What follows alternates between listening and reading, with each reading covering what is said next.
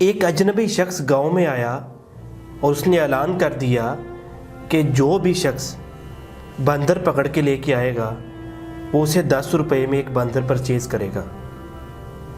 اس گاؤں کے ارد گرد جنگل تھا اور جنگل میں بے شمار بندر تھے۔ گاؤں والوں نے اس کاروبار کو بہت زیادہ اپنے لیے مؤثر سمجھا اور بندر پکڑنے شروع کر دیے۔ جو بھی شخص بندر پکڑ کے لے کے آتا وہ ایک بندر کے عوض 10 روپے دے دیتا۔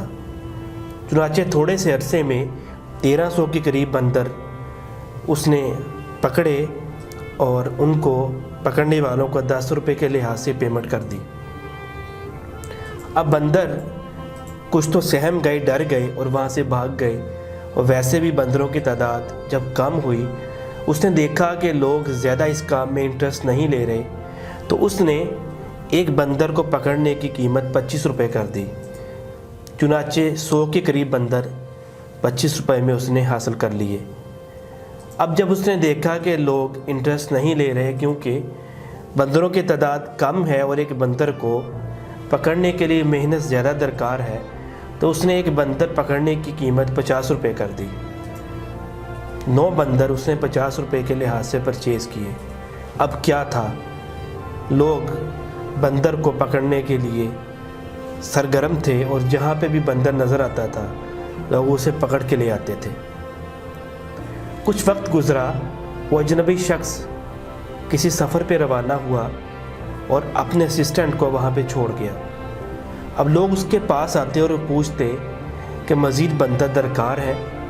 وہ کہتا کہ کچھ وقت انتظار کرو، میرا باس گیا ہوا ہے، سفر سے جب واپس آئے گا پھر آپ سے بندر پرچیز کر لیں گے۔ اسی دوران میں اس نے تمام گاؤں والوں کو بلایا اور کہنے لگا کہ آپ کو علم ہے کہ جب میرا باس واپس آئے گا تو آپ سے 50 روپے کے لحاظ سے بندر پرچیز کرے گا۔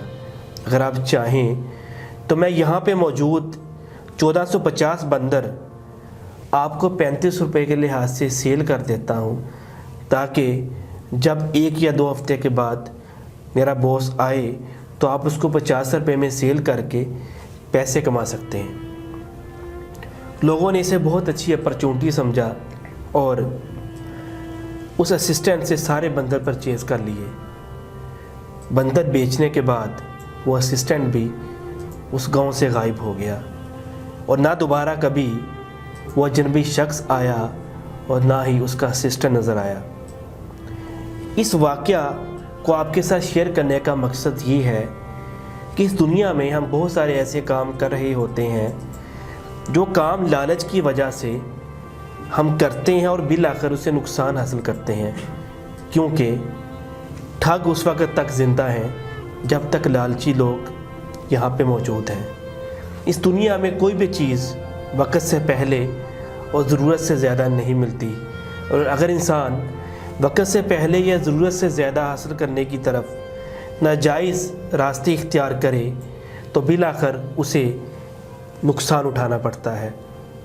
آج کی اس شعوری پیغام میں، آج کی اس شعور کی کرن میں یہی بات آپ کے ساتھ شیئر کرنا چاہتے ہیں کہ ہمیں زندگی کے معاملات میں بھی ہمیشہ اطمینان، سکون اور ایسا راستہ اختیار کرنا چاہیے جس میں ہم اپنا، معاشرے کا اور اگلے شخص کا بھی فائدہ کریں، نہ کہ اپنے ناجائز راستے کو اختیار کر کے رزق حاصل کرنے کی کوشش کریں جس میں ہم اپنا تو فائدہ حاصل کر لیں لیکن اس سے معاشرے اور شخص کا نقصان ہو جس سے ہم وہ فائدہ حاصل کرنا چاہ رہے ہوتے ہیں یا فائدہ حاصل کرنے کی کوشش کر رہے ہوتے ہیں۔ امید ہے آپ کو یہ پیغام پسند آیا ہوگا، اسے آگے شیئر کریں تاکہ ہم اس معاشرے میں بہتری لانے میں اپنا کردار ادا کر سکیں۔ چودھری محسن عابدی کو اجازت دیجیے۔ اللہ حافظ۔